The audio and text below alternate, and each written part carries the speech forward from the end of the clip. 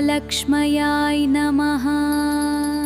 ವರಮಹಾಲಕ್ಷ್ಮಿದು ಯಾವುದಾದ್ರೂ ಒಂದು ಮಂತ್ರನ ವೀಕ್ಷಕರು ಜಪ ಮಾಡಿ ಅನ್ನೋದಾಗಿದ್ರೆ ಅದ್ರ ಮಂತ್ರವನ್ನು ಹೇಳ್ಬೋದಾ? ಮಹಾದೇವೇ ಚ ವಿದ್ಮಹೆ ವಿಷ್ಣು ಪತ್ನಿ ಚ ಧೀಮಹಿ ತನ್ನೋ ಲಕ್ಷ್ಮಿ ನಮೋ ನಮಃ. ವರಮಹಾಲಕ್ಷ್ಮಿ ತಾಯಿ ನಿಮ್ಮ ಜೀವನದಲ್ಲಿ ಯಾವ ರೀತಿ ಸಂದೇಶಗಳನ್ನ ಕೊಡ್ತಾ ಇದ್ದಾರೆ? ಹಣ ಬಂದಿದೆ ಅಂದ ತಕ್ಷಣ ಅಂತ ಅಂದ್ಬಿಟ್ಟು ನಾವು ಅದಕ್ಕೆ ಅಘೋರವನ್ನು ತೋರ್ಸೋಕ್ಕಾಗಲ್ಲ.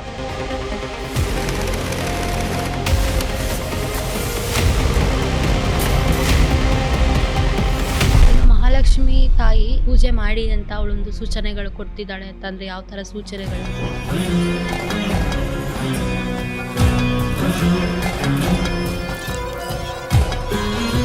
ಇಷ್ಟೊಂದು ಸಣ್ಣ ವಯಸ್ಸಿಗೆ ಇಷ್ಟೊಂದು ಜ್ಞಾನ ಎಲ್ಲಿಂದ ಬಂತು? ಎಲ್ಲ ನಮ್ಮ ಗುರುಗಳ ಆಶೆ.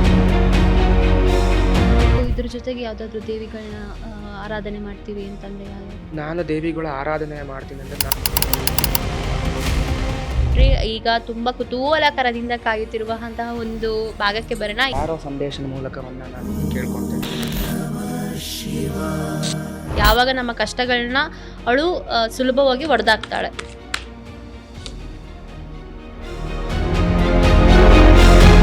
ಇದನ್ನ ನಿಜನೋ ಸುಳ್ಳು ಅನ್ನೋದು ನಮಗೆ ಬೇಕು. ನೀವು ಒಪ್ಕೊಂತೀರಾ? ಖಂಡಿತವಾಗ್ಲೂ ಒಪ್ಕೊಳ್ತೀನಿ. ಅಂದ್ರೆ ಯಾರ್ಯಾರು ಈ ಪಾಡ್ಕಾಸ್ಟ್ ಅಲ್ಲಿ ನೋಡ್ತಾ ಇದ್ದಾರೋ ಅವರು ಹಣ ಸಂಪಾದನೆ ಮಾಡ್ತೀವ. ಉತ್ತರವೇ ಸಿಗದ ಪ್ರಶ್ನೆಗಳಿಗೆ ಉತ್ತರವೇ ಪಾಡ್ಕಾಸ್ಟ್ ವಿತ್ ಋಷಿ ಪೃಥ್ವಿ. ಓಂ ಐಂ ಶ್ರೀಯೇ ನಮೋ ಭಗವತಿ ಮಾ ಸಂವೃತ್ತಂ ಜ್ವಾಲಮಾ ಸರ್ವ ಸಂಪದಂ ದೇವಿ ಮಾ ಮಹಾಲಕ್ಷ್ಮಿಯ ವಾಚ ಓಂ ಪಟ್ ಸ್ವಾಹಾ. ನಮಸ್ಕಾರ.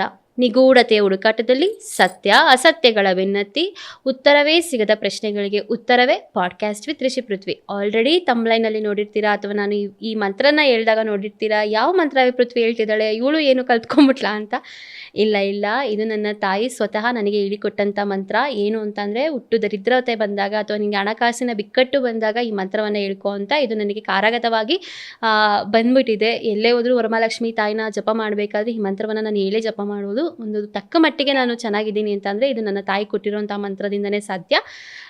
ಹಾಗೆ ಇವತ್ತು ವರಮಹಾಲಕ್ಷ್ಮಿ ತಾಯಿಯ ಬಗ್ಗೆ ವಿಶೇಷವಾಗಿ ಎಲ್ಲರೂ ಹೇಗೆ ಮಾಡೋದು, ಹೇಗೆ ಪೂಜೆ ಮಾಡೋದು ಅನ್ನೋದನ್ನು ಹೇಳಿಕೊಡ್ತಾರೆ. ಆದರೆ ಇವತ್ತು ನಮ್ಮ ಜೊತೆಯಲ್ಲಿ ವರಮಹಾಲಕ್ಷ್ಮಿ ತಾಯಿ ನಿಮ್ಮ ಜೀವನದಲ್ಲಿ ಏನು ಸಂದೇಶವನ್ನು ಕೊಡ್ತಾ ಇದ್ದಾರೆ ಅನ್ನುವಂತಹ ಒಂದು ವಿಚಾರವನ್ನು, ಒಂದು ವಿಶೇಷವಾಗಿರುವಂತಹ ವಿಚಾರವನ್ನು ತಂದು ನಿಮ್ಮ ಮುಂದೆ ಕೂತಿದ್ದೀನಿ.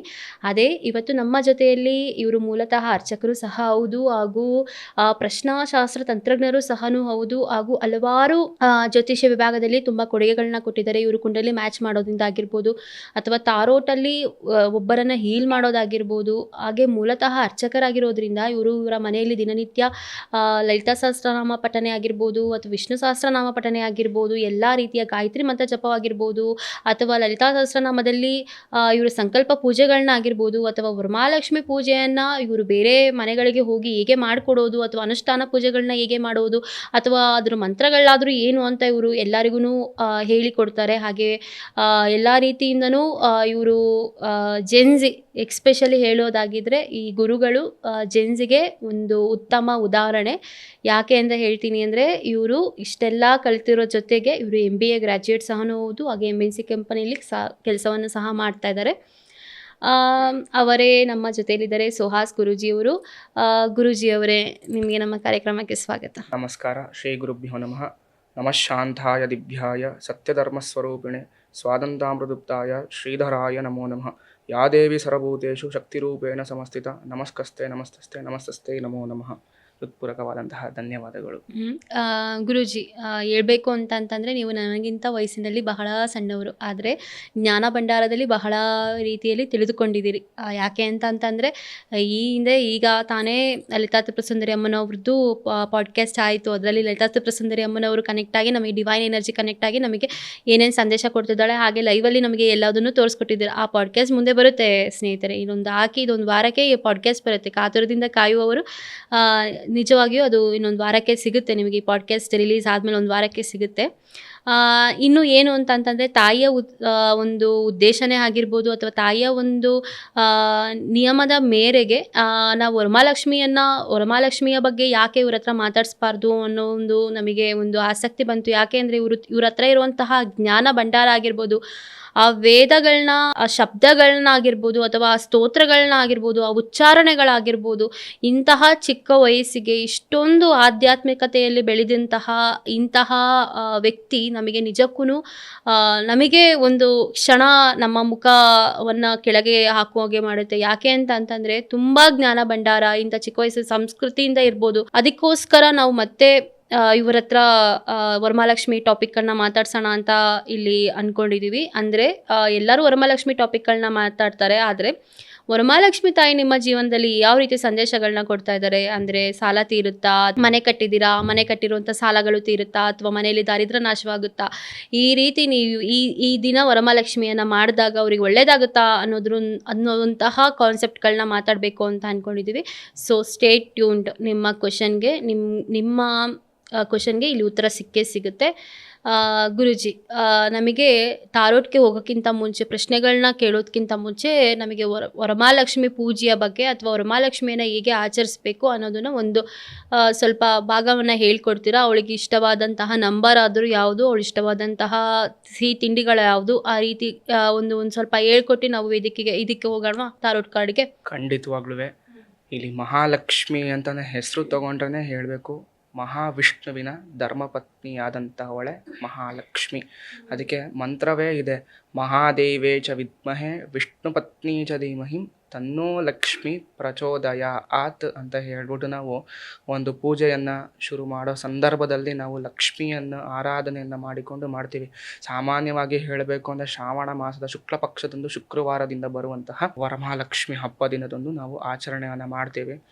ಹಾಗಾಗಿ ಈ ಮಹಾಲಕ್ಷ್ಮಿ ಅನ್ನುವಂಥವ್ರು ಹೆಂಗೆ ಅಂತ ಒಲಿಸ್ಕೊಳ್ಳೋದೇ ಬಹಳ ಕಷ್ಟ. ಲಕ್ಷ್ಮಿ ಹೆಂಗೆ ಅಂದರೆ ಸ್ವಲ್ಪ ಚಂಚಲತೆಯ ಮನಸ್ಸಂತೆ. ಹೆಂಗೆ ಅಂತ ಅಂದರೆ ಹಣವನ್ನು ಕೊಟ್ಟು ನೋಡ್ತಾಳಂತೆ, ಕಿತ್ಕೊಂಡು ನೋಡ್ತಾಳಂತೆ. ಆ ಹಣ ಯಾವ ರೀತಿ ನೀನು ಸುರಕ್ಷಿತವಾಗಿ ನೋಡ್ಕೊಳ್ತೀಯ, ಯಾವ ರೀತಿ ಹಣಕ್ಕೆ ಗೌರವವನ್ನು ಕೊಡ್ತೀಯ, ಯಾವ ರೀತಿ ಲಕ್ಷ್ಮಿಗೆ ನೀನು ಗೌರವವನ್ನು ಕೊಡ್ತೀಯ ಅನ್ನುವಂಥವನ್ನ ತಾಳ್ಮೆಯನ್ನು ಪರೀಕ್ಷೆ ಮಾಡ್ತಾಳಂತೆ ಹಣದ ರೀತಿಯಲ್ಲಿ ತಾಯಿ. ಹೆಂಗೆ ಅಂತ ಅಂದರೆ ಇವಾಗ ಹಣ ಬಂದಿದೆ ಅಂದ ತಕ್ಷಣ ಅಂತ ಅಂದ್ಬಿಟ್ಟು ನಾವು ಅದಕ್ಕೆ ಅಗೌರವವನ್ನು ತೋರ್ಸೋಕ್ಕಾಗಲ್ಲ, ಎಲ್ಲೆಂದಲ್ಲಿ ಇಡೋಕ್ಕಾಗಲ್ಲ, ಎಲ್ಲೆಂದಲ್ಲಿ ಬಿಸಾಕೋಕ್ಕಾಗಲ್ಲ, ಎಲ್ಲೆಂದಲ್ಲಿ ಚೆಲ್ಲೋಕ್ಕಾಗಲ್ಲ. ಅದಕ್ಕೆ ಆದಂತಹ ಸ್ಥಾನವಿದೆ, ಅದಕ್ಕೆ ಆದಂತಹ ಗೌರವವಿದೆ, ಅದಕ್ಕೆ ಆದಂತಹ ವಿಧಾನಗಳಿದೆ. ಆ ರೀತಿಯಲ್ಲೇ ಲಕ್ಷ್ಮಿಯನ್ನು ನಾವು ಉಪಯೋಗಿಸ್ಕೋ ಹೊರತು ಬೇರೆ ಯಾವ ರೀತಿಯಲ್ಲೂ ನಾವು ಲಕ್ಷ್ಮಿಯನ್ನು ಉಪಯೋಗಿಸ್ಕೋಬಾರ್ದು. ಲಕ್ಷ್ಮಿ ಅಂದ್ರೆ ಸಾಕು, ಹಣ ಅಂತಲೂ ತೊಗೊತೀವಿ, ಚಿನ್ನ ಅಂತಲೂ ತೊಗೊತೀವಿ, ಅಥವಾ ವಸ್ತು ಅಂತಲೂ ತೊಗೊತೀವಿ. ಉದಾಹರಣೆಗೆ ಹೇಳಬೇಕು ಅಂತಂದರೆ ನಮ್ಮ ಮನೆಗೆ ಯಾವುದಾದ್ರೂ ಒಂದು ವಾಹನವನ್ನು ತಂದ್ವಿ. ವಾಹನವನ್ನು ತಂದಾಗ ಹೇಳಬೇಕು ಅಂತಂದರೆ ಒಂದು ಅಭಿವೃದ್ಧಿ ಆಯಿತು. ಆ ಅಭಿವೃದ್ಧಿ ಹೇಳಬೇಕು ಅಂದರೆ ಎದ್ದಿದ್ದು ನಮ್ಮ ಮಹಾಲಕ್ಷ್ಮಿ, ಈ ರಥ ನಮ್ಮ ಮಹಾಲಕ್ಷ್ಮಿ. ಇದನ್ನು ನನಗೆ ಒಂದು ಬಿಸ್ನೆಸ್ಸಲ್ಲಿ ಒಂದು ಅಭಿವೃದ್ಧಿ ಆಯಿತು, ಹಣಕಾಸಿನಲ್ಲಿ ಅಭಿವೃದ್ಧಿ ಆಯಿತು ಅಂತಲೂ ಹೇಳ್ತಾರೆ. ಆವಾಗ ಹಣ ಅಂತಲೇ ಮಾತ್ರನೂ ಹೇಳೋಕ್ಕಾಗಲ್ಲ. ಮನೆಯಲ್ಲಿ ಯಾವುದಾದ್ರೂ ಒಂದು ಪುಟ್ಟ ಮಗ ಜನನ ಆಯಿತು ಅಂದರೆ ಶುಕ್ರವಾರ ಸಂದರ್ಭದಲ್ಲಿ ಹೇಳಬೇಕು ಅಂದ್ರೆ ನಮ್ಮ ಮನೆಗೆ ಮಹಾಲಕ್ಷ್ಮಿನೇ ಜನಿಸಿದಳೇನೋ, ನಮಗೆ ಅವಳಿಂದನೇ ನಮಗೆ ಆಯಸ್ಸು, ಆರೋಗ್ಯ, ಐಶ್ವರ್ಯ, ಅಭಿವೃದ್ಧಿನೂ ಪ್ರಾಪ್ತಿ ಆಯ್ತೇನೋ ಅನ್ನುವಂಥದ್ದನ್ನು ನಾವು ನೋಡ್ತೀವಿ ಸಾಮಾನ್ಯ ದಿನಗಳಲ್ಲಿ ಹೇಳಬೇಕು ಅಂತ ಅಂದರೆ. ನೀವು ಮೂಲತಃ ಅರ್ಚಕರ ಕುಟುಂಬದಿಂದ ಬಂದವರು ಅಂತ ಹೇಳಿದರೆ, ಈಗ ವರಮಹಾಲಕ್ಷ್ಮಿ ಪೂಜೆನ ಮಾಡಿ, ನೀವು ವ್ರತಾಚರಣೆನ ಮಾಡಿ, ನಿಮ್ಮನ್ನು ಪೂಜಾ ಹವನಗಳಿಗೆ ಕರೆಯುವಂಥ ಪ್ರತೀತಿಗಳು ಇದ್ದಾವೆ ಅಲ್ವಾ? ಸೊ ಆವಾಗ ಇವರು ಇಷ್ಟು ಬಡವರಾಗಿದ್ದರು, ಇವಾಗ ಇಷ್ಟೊಂದು ಅಖಂಡ ಐಶ್ವರ್ಯ ಪ್ರಾಪ್ತಿ ಇವ್ರಿಗೆ ಹೇಗಾಯಿತು ಅನ್ನೋ ಯಾವುದಾದ್ರು ಒಂದು ಆಶ್ಚರ್ಯಕರವಾದ ಯಾವುದಾದ್ರು ಒಂದು ಸೂಚನೆಗಳು ಅಥವಾ ಒಂದು ಯಾವುದಾದ್ರೂ ಒಂದು ವಿಚಾರಗಳು ನಿಮಗೆ ಗೊತ್ತಿದೆ, ನಾನು ಇವ್ರನ್ನ ಕಣ್ಣಾರ ನೋಡಿದ್ದೀನಿ, ವರಮಹಾಲಕ್ಷ್ಮಿ ಇವಳಿಗೆ ಒಲಿದಿದ್ದಾರೆ ಅನ್ನೋದು ಯಾವುದಾದ್ರೂ ಒಂದಿದೆಯಾ? ಖಂಡಿತವಾಗ್ಲೂ ಅಂದರೆ ಮಹಾಲಕ್ಷ್ಮಿ ಒಲಿಯುವಂಥದ್ದು ಸ್ವಲ್ಪ ಕಷ್ಟ. ಅದಕ್ಕೆ ಆದಂತಹ ಷೋಡಶೋಪಚಾರಗಳಿಂದ ಪೂಜೆ ಪುನಸ್ಕಾರ ವಿಧಿ ವಿಧಾನಗಳನ್ನು, ರಥದ ಪುರಸ್ಕಾರ ಕಥೆಗಳನ್ನು ಓದಿ ಮಾಡ್ಕೊಂಬಂದಿರೋಂಥ ಸಾಮಾನ್ಯ ಜನಗಳಲ್ಲಿ ನಾನು ನೋಡಿದ್ದೀನಿ.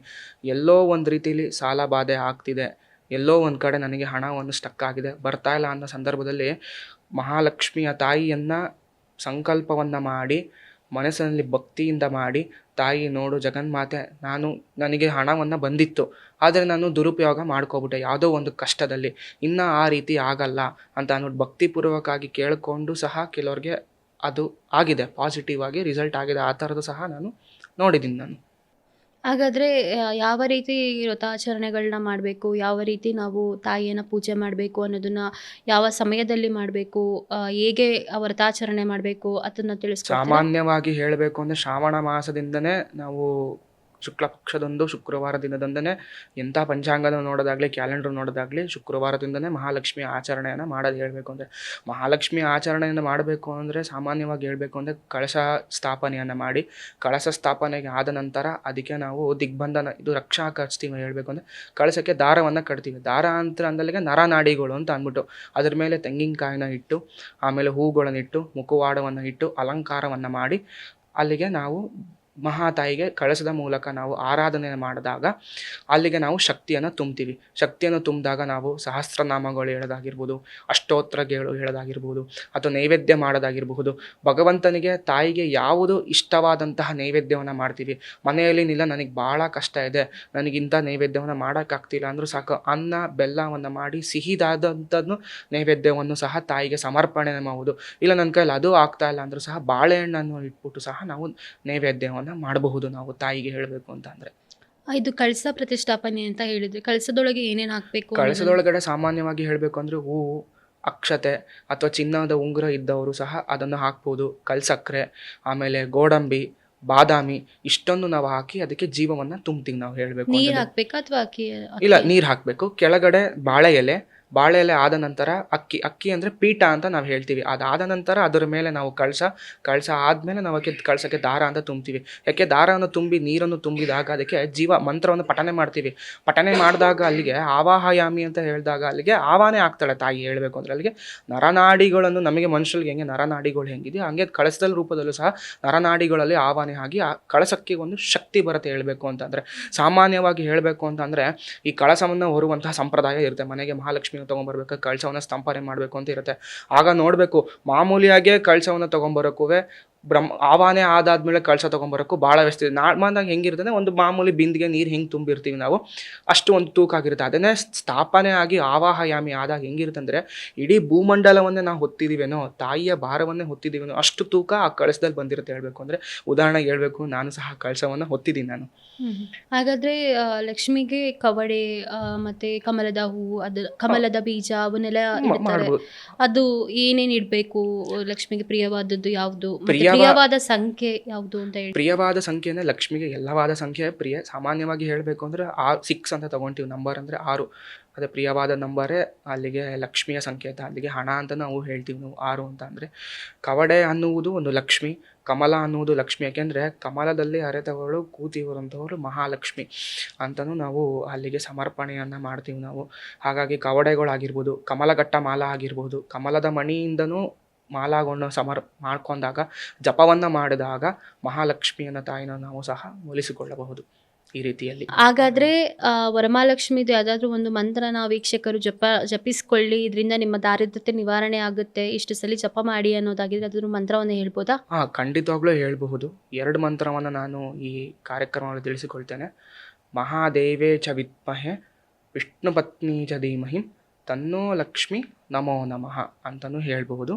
ಕಮಲೆ ಕಮಲಾಲಯೇ ಪ್ರಸೀದ ಮಹಾಲಕ್ಷ್ಮಿ ನಮೋ ನಮಃ. ಈ 2 ಮಂತ್ರವನ್ನು ನಾವು ಜಪಿಸಬಹುದು. ಎಷ್ಟು ಸಲ ಹೇಳಬೇಕು? 11 ಬಾರಿ, 21 ಬಾರಿ, 48 ಬಾರಿ ಅಥವಾ 108 ಬಾರಿ. ಸಾಮಾನ್ಯವಾಗಿ ಹೇಳಬೇಕು ಅಂತ ಅಂದರೆ ಜಪವನ್ನು 108 ಬಾರಿ ಯಾರು ಮಾಡ್ತಾರೋ ಖಂಡಿತವಾಗ್ಲೂ ಒಂದು ಪ್ರಸಿದ್ಧ ಸಿಗುತ್ತೆ ಅಂತ ಹೇಳ್ತಾರೆ. ಆದರೆ 108 ಬಾರಿಯಲ್ಲಿ ಹೇಳಬೇಕು ಅಂದರೆ ನಮಗೆ ಅಲ್ಲಿ ಸಿಗದೆ 8 ಅಂದರೆ ಭಗವಂತನಿಗೆ ಸಮರ್ಪಣೆ ಆಗದೆ 8 ಅಂತ. ಯಾಕೆಂದರೆ ಭಕ್ತಿ ಕೊಡದೆ 8 ಜಪ ಮಾಡೋ ಟೈಮಲ್ಲಿ 100 ಹೆಂಗಾಗಿರುತ್ತೆ ಅಂದರೆ ಅಲ್ಲಿಗೆ ಶ್ರದ್ಧೆ ಭಕ್ತಿ ಬರಲ್ಲ. ಹಾಗಾಗಿ ಎಲ್ಲರಿಗೂ ಹೇಳೋದಾದರೆ 11 ಬಾರಿಯನ್ನು ಮಾಡಿ. 11 ಮಾಡೋದ್ರಿಂದ ನಿಮ್ಗೆ ಅಟ್ಲೀಸ್ಟ್ ಒಂದು ಏಕಾಗ್ರತೆ ಬರುತ್ತೆ. 11 ಬಾರಿ ಆಗಿದ ತಕ್ಷಣ ನೆಕ್ಸ್ಟ್ ಹೌದು ನನ್ನ ಕೈಲಿ ಆಗ್ತದೆ, ಭಗವಂತನಿಗೆ ಸಮರ್ಪಣೆ ಕೊಡ್ತಾಯಿನಿ, ಭಕ್ತಿ ಕೊಡ್ತಾಯಿದ್ದಾಗ 21 ಬಾರಿ ಆಗಿ, ಆಮೇಲೆ 48 ಬಾರಿ ಮಾಡಿ, ಆಮೇಲೆ 108 ಬಾರಿ ಮಾಡಿ ಅಂತ ನಾನು ಹೇಳ್ತೀನಿ. ಮಹಾಲಕ್ಷ್ಮಿಯನ್ನು ನೀವೆಲ್ಲರೂ ಸ್ಮರಿಸ್ಬೇಕಾದ್ರೆ, ಜಪ ಮಾಡಬೇಕಾದ್ರೆ ಕಮಲಘಟ್ಟ ಮಾಲ ಅಂತ ಸಿಗುತ್ತೆ. ಕಮಲಘಟ್ಟ ಮಾಲದಿಂದನೇ ಜಪವನ್ನು ಮಾಡಬೇಕು. ಆವಾಗಲೇ ನಿಮಗೆ ಮಹಾಲಕ್ಷ್ಮಿ ತಾಯಿ ನಿಮಗೆಲ್ಲಾದರೂ ಒಂದು ಪ್ರಾಪ್ತಿಯನ್ನು ಕೊಡ್ತಾಳೆ, ಒಂದು ಹಣಕಾಸಿನಲ್ಲಿ ಒಂದು ಅಭಿವೃದ್ಧಿಯನ್ನು ಕೊಡ್ತಾಳೆ ಅಂತ ಅಂದ್ಬಿಟ್ಟು ನಾನು ಹೇಳಲಿಕ್ಕೆ ಇಷ್ಟಪಡ್ತೇನೆ. ಈಗ ಮಹಾಲಕ್ಷ್ಮಿ ತಾಯಿ ಏನು ಪೂಜೆ ಮಾಡಿ ಅಂತ ಅವಳೊಂದು ಸೂಚನೆಗಳು ಕೊಡ್ತಿದ್ದಾಳೆ ಅಂತಂದರೆ ಯಾವ ಥರ ಸೂಚನೆಗಳಿರ್ಬೋದು? ಸಾಮಾನ್ಯವಾಗಿ ವ್ರತಾಚರಣೆಗಳು ಹೇಳಬೇಕು ಅಂತಂದರೆ ಪಾರಂಪರಿಕವಾಗಿ ಆಚರಣೆಗಳನ್ನು ನಾವು ಆವರಿಸ್ಕೊಂಡು ಬಂದಿರಬೇಕು. ಯಾಕೆಂದರೆ ಇದರಲ್ಲಿ ಸಂಕಲ್ಪ ಅಂದರೆ ನಮ್ಮ ತಾತ ಮುತ್ತಾತರುಗಳಲ್ಲಿ ಆಚರಣೆ ಕ್ರಮಬದ್ಧವಾಗಿ ಮಾಡಿಕೊಂಡು ನಮ್ಮ ತಲೆಯ ತನಕ ಬಂದಿರಬೇಕು. ಈಗ ನಮ್ಮ ಮನೆ ಹೇಳಬೇಕು, ನಾವು ಮಹಾಲಕ್ಷ್ಮಿ ಆಚರಣೆ ಆಗಲಿ ರಥ ಸಂಕಲ್ಪವಾಗಲಿ ನಾವು ಮಾಡ್ಕೊಂಬಂದಿಲ್ಲ. ಅದ್ರ ಬದಲಿಗೆ ನಾವು ಗೌರಿ ಗಣೇಶವನ್ನು ನಾವು ಮಾಡ್ಕೊಂಬಂದಿದ್ದೀವಿ.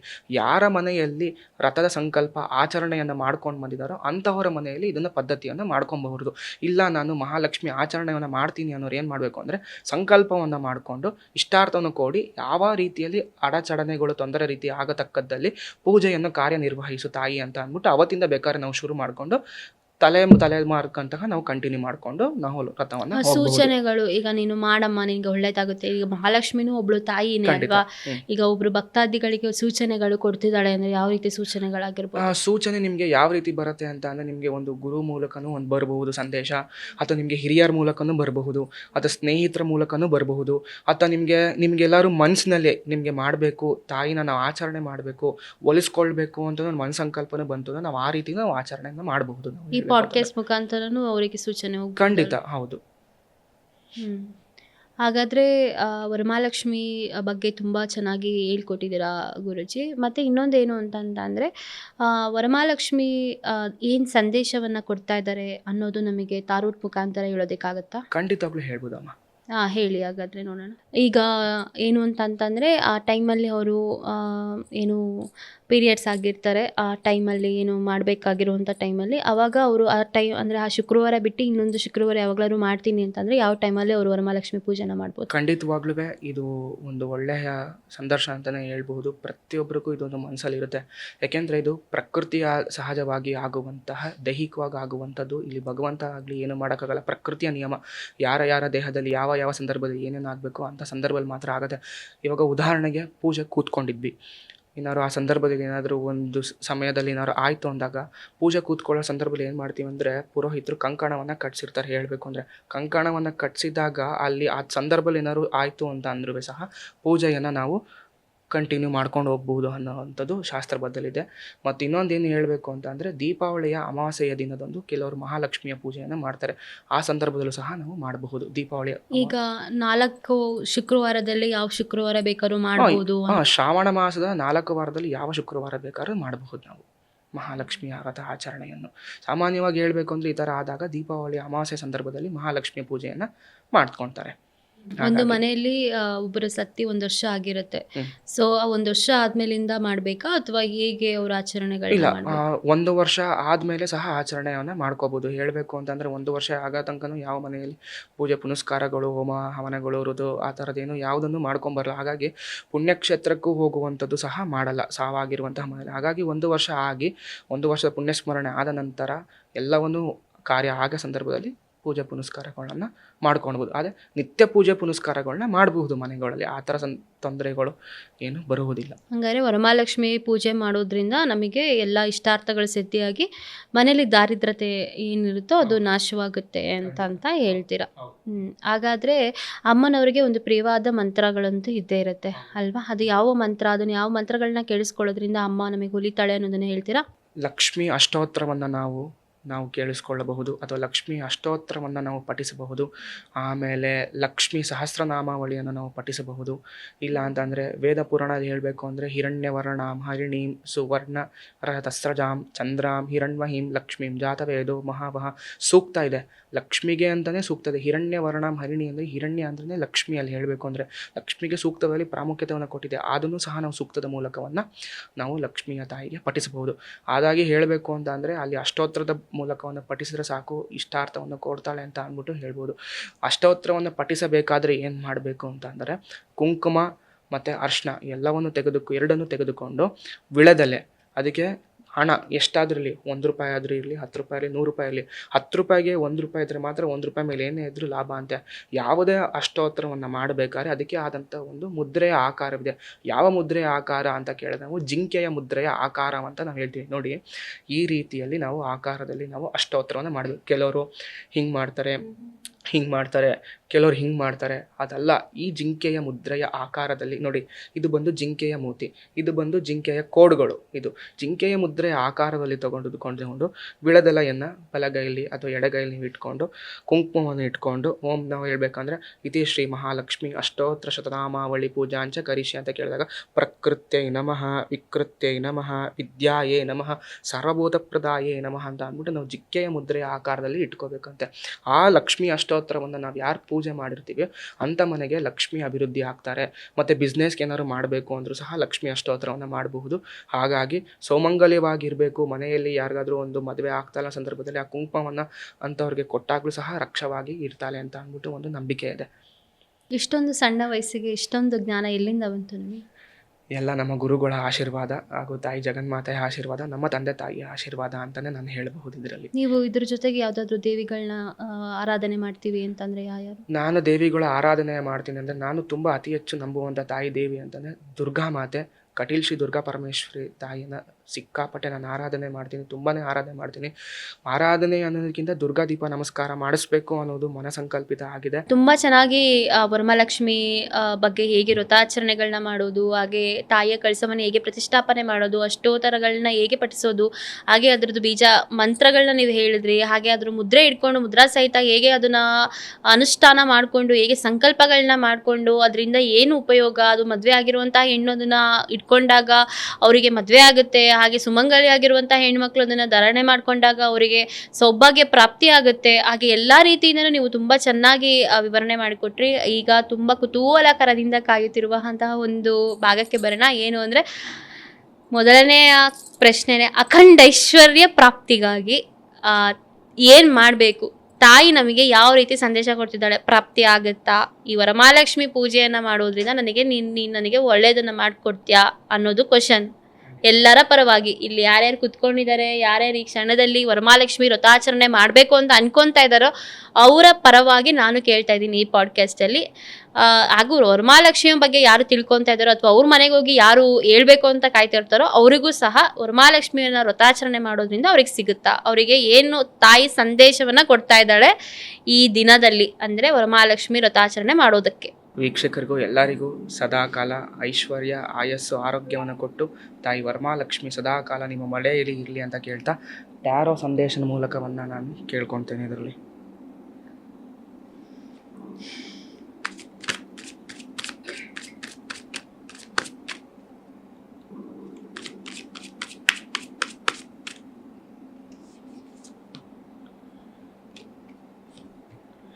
ಆಲ್ರೆಡಿ ಇಲ್ಲಿ ಹೇಳಬೇಕು ಅಂತ ಅಂದರೆ ತನ್ನ ಸಂಸಾರಕ್ಕೆ ಕಷ್ಟಪಟ್ಟು ಇನ್ನೊಬ್ಬರಿಗೂ ಸಹ ಆಲ್ರೆಡಿ ಅವರು ಸಹಾಯವನ್ನು ಮಾಡ್ತಿದ್ದಾರೆ. ಇಲ್ಲಿ ಏನು ಹೇಳುತ್ತೆ ಅಂತ ಅಂದರೆ ತನ್ನ ಕುಟುಂಬವನ್ನು ಫಸ್ಟು ನೋಡ್ಕೋಬೇಕಂತೆ. ನಾನು, ನನ್ನ ಮನೆ, ನನ್ನ ಸಂಸಾರ, ಆಮೇಲೆ ಇನ್ನೊಬ್ಬರು ಅಂತ ಅಂದ್ಬಿಟ್ಟು ಇಲ್ಲಿ ನಮ್ಮ ಕುಟುಂಬವನ್ನೇ ಬಿಟ್ಟು ನಾವು ಇನ್ನೊಬ್ಬರಿಗೆ ಸಹಾಯ ಮಾಡೋಕ್ಕೆ ಹೋಗ್ತಾ ಇದ್ದೀವಿ. ಹಾಗಾಗಿ ಇಲ್ಲಿ ಹಣವನ್ನು ನಾವು ಇಲ್ಲಿ ಸ್ವಲ್ಪವನ್ನು ತ್ಯಾಗ ಮಾಡ್ತಾ ಇದ್ದೀವಿ. ಹಾಗಾಗಿ ನಮ್ಮ ಮನೆಗೋಸ್ಕರ ನಾವು ಮಾಡ್ಕೋಬೇಕು ಅಂತ ಅಂದರೆ ಮಹಾಲಕ್ಷ್ಮಿಯಲ್ಲಿ ನಾವು ಅಷ್ಟೋತ್ತರವನ್ನು ಹೇಳ್ಕೋಬೇಕು, ಇಷ್ಟಾರ್ಥವನ್ನು ಕೇಳ್ಕೋಬೇಕು. ತಾಯಿ ಜಗನ್ಮಾತೆ ಸದಾಕಾಲ ನನ್ನ ಬಳಿ ಇರು ಅಂತ ಕೇಳ್ಕೊಂಡಾಗ ಮಹಾಲಕ್ಷ್ಮಿ ಖಂಡಿತವಾಗ್ಲೂ ನಮ್ಮ ಬಳಿಯಲ್ಲಿ ಇರ್ತಾಳೆ ಅನ್ನೋ ಒಂದು ನಂಬಿಕೆ. ಅಂದ್ರೆ ಐಶ್ವರ್ಯ ಪ್ರಾಪ್ತಿ ಆಗುತ್ತೆ ಅಂತ ಹೇಳ್ತಾ ಇದ್ದಾಳೆ. ಐಶ್ವರ್ಯ ಪ್ರಾಪ್ತಿ ಆಗ್ತಾ ಇದೆ. ಹಾಗಾದ್ರೆ ಯಾವಾಗ ಸಾಲ ತೀರುತ್ತೆ ಅನ್ನೋದು ಒಂದು ಪ್ರಶ್ನೆ ಆಗಿರುತ್ತೆ. ಯಾವಾಗ ನಮ್ಮ ಕಷ್ಟಗಳನ್ನ ಅವಳು ಸುಲಭವಾಗಿ ಒಡೆದಾಕ್ತಾಳೆ. ಜಗನ್ಮಾತೆಯ ಆಶೀರ್ವಾದನೇ ಹೇಳಬೇಕು ಅಂತ ಅಂದರೆ ಇದು ಏಸ್ ಆಫ್ ವಾಂಡ್ಸ್ ಅಂತ ಬಂದರೆ ಒಂದು ಪಾಸಿಟಿವ್ ಕಾರ್ಡ್ ಅಂತಲೇ ನಾವು ಹೇಳಬಹುದು. ಅಂದರೆ ತಾಯಿಯ ಜಗನ್ಮಾತೆಯಿಂದನೇ ಮಹಾಲಕ್ಷ್ಮಿಯಿಂದನೇ ಒಂದು ಅವಕಾಶ ಬರ್ತಾ ಇದೆ ಹೇಳಬೇಕು ಅಂತಂದರೆ. ನೋಡಿ ಇಲ್ಲಿ ಕೈ ಹಿಡ್ಕೊಂಡಿದ್ದಾರೆ, ಒಂದು ಕೋಲ್ ಇದೆ ಇಲ್ಲಿ ಹೇಳಬೇಕು ಅಂದರೆ ಏನಪ್ಪ ಅಂತ ಅಂದರೆ ಎಲ್ಲವನ್ನೂ ಕಾಪಾಡ್ತೀನಿ ನಾನು. ಐಶ್ವರ್ಯಲಾಗಿರ್ಬೋದು, ಆಯಸ್ಸಲ್ಲಾಗಿರ್ಬೋದು, ಆರೋಗ್ಯಲಾಗಿರ್ಬೋದು, ಒಂದು ಹೊಸ ಬಿಗಿನಿಂಗ್ ಆಗಿರಬಹುದು, ನ್ಯೂ ಆಪರ್ಚುನಿಟೀಸ್ ಅಂತಲೂ ನಾವು ಇದರಲ್ಲಿ ನಾವು ತಗೋಬಹುದು. ಅಂದರೆ ಖಂಡಿತವಾಗ್ಲೂ ಅವ್ರಿಗೊಂದು ನ್ಯೂ ಬಿಗಿನಿಂಗ್ ಇದೆ ಅಂತಲೇ ನಾವು ಹೇಳ್ಬೋದು. ಹಣದ ವಿಚಾರದಲ್ಲೇ ತೊಗೊಳ್ತೀವಿ ಅನ್ನೋದಾದರೆ ಖಂಡಿತವಾಗ್ಲೂ ನ್ಯೂ ಬಿಗಿನಿಂಗ್ ಇದೆ ಅಂತಲೇ ನಾವು ಹೇಳ್ತೀವಿ ಸಾಮಾನ್ಯವಾಗಿ ಈ ಪ್ರಶ್ನೆ ಬಂದರೆ. ಈಗ ದೊಡ್ಡ ಬದಲಾವಣೆ ನನ್ನ ಜೀವನದಲ್ಲಿ ಏನಾದರೂ ಒಂದು ಆಗುತ್ತೆ ಅಂದರೆ ವೀಕ್ಷಕರ ಪರವಾಗಿ ಈಗ ಯಾರ್ಯಾರು ನೋಡ್ತಾ ಇದ್ದಾರೋ ಅವರಿಗೆ ಈ ಕ್ಷಣದಲ್ಲಿ ಪಾಡ್ಕಾಸ್ಟಲ್ಲಿ ಈ ಕ್ಷಣದಲ್ಲಿ ಇಲ್ಲಿ ಯಾರು ಕೂತಿದ್ದಾರೋ ಈ ದೊಡ್ಡ ಜೀವನ ನಿಮ್ಮ ಜೀವನದಲ್ಲಿ ಆಗುತ್ತೆ, ನಾನು ನಿಮಗೆ ಸಹಾಯ ಮಾಡ್ತೀನಿ, ನೀ ನನ್ನ ಪೂಜೆ ಮಾಡಿ ಅನ್ನೋದಾಗಿದ್ರೆ ಯಾವ ಬದಲಾವಣೆ ನಮ್ಮ ಜೀವನದಲ್ಲಿ ತರೋದಕ್ಕೆ ಅವಳು ಪ್ರಯತ್ನ ಮಾಡ್ತಾ ಇದ್ದಾಳೆ ವರಮಹಾಲಕ್ಷ್ಮಿ ತಾಯಿ ನಮ್ಮ ಮುಖಾಂತರ? ಖಂಡಿತವಾಗ್ಲೂ ತಾಯಿಯ ಸಂದರ್ಶನ ಹೇಳಬೇಕು ಅಂದರೆ ಎಂಪ್ರೆಸ್ ಕಾರ್ಡು. ಖಂಡಿತವಾಗ್ಲೂ ತಾಯಿಯ ಆಶೀರ್ವಾದ ಸದಾಕಾಲ ನಿಮ್ಮ ಮೇಲೆ ಇದೆ ಅಂತಲೇ ಹೇಳಬಹುದು. ಖಂಡಿತವಾಗ್ಲೂ ಅವಕಾಶ ಹಣದ ವಿಚಾರ ಬರ್ತಾ ಇದೆ.